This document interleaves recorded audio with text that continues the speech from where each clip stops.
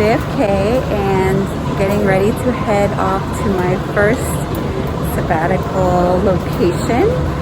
So I'm going to show you where that is in a second. It's, I think, around 2 a.m. on July 1st. And the airport was mostly empty at JFK. I can't even remember if I said that because I'm a little tired. But let me show you where I'm going and come on along for the ride. So it looks like I'm going to be on a pretty full flight. And I want to show you these really cool wheelchairs. They kind of look like Lego wheelchairs. And where I'm going first on Avianca Airlines is San Salvador, El Salvador. However, I will not be staying there. It's just a layover. So 5-hour flight and vámonos.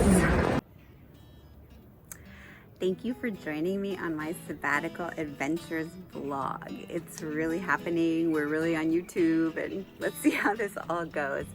I wanted to kind of pause here for a moment.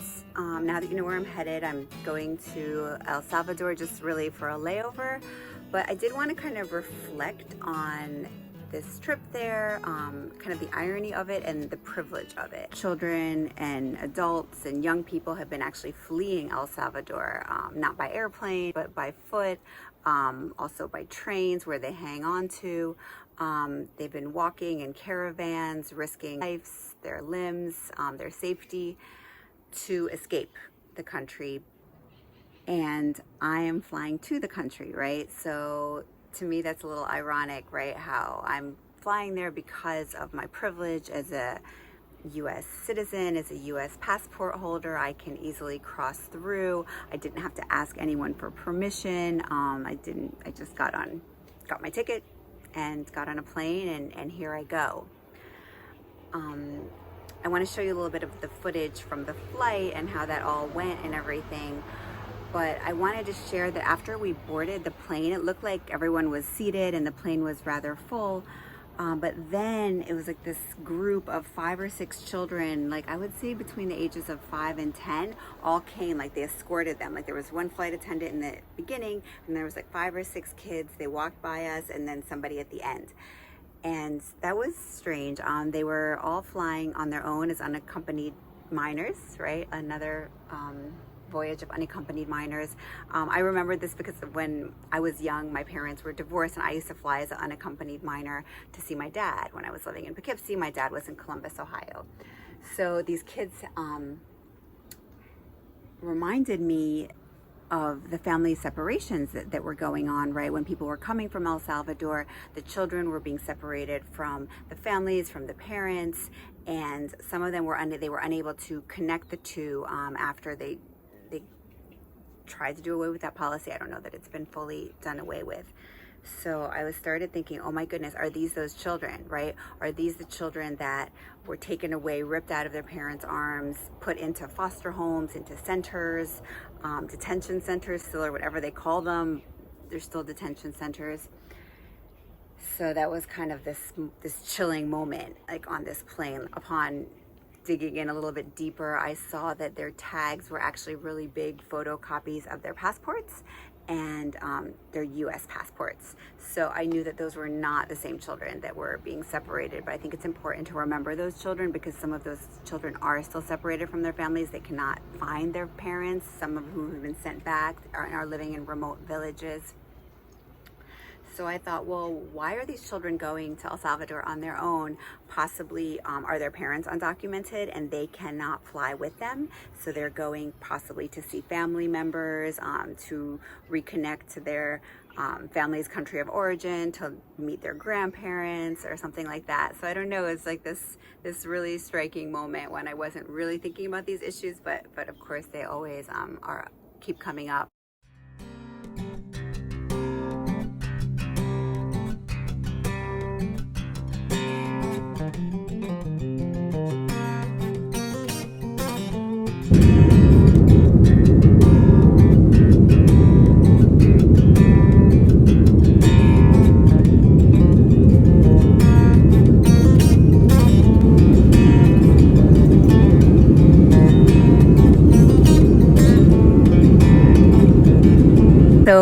now I'm in the airport. I'm in El Salvador.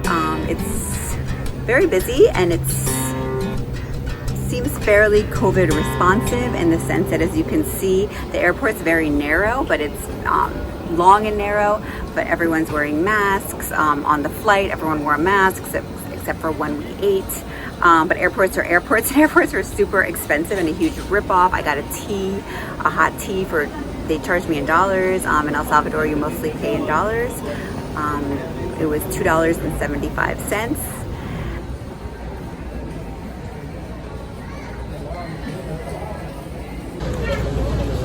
So here I am in El Salvador, San Salvador. It's been, let's say, 5, 6, 7 years since I've been here. I came with Nancy Stern and Jesus Fraga. We came twice actually to evaluate a private school here, Escuela Bilingüe Maquilisuat.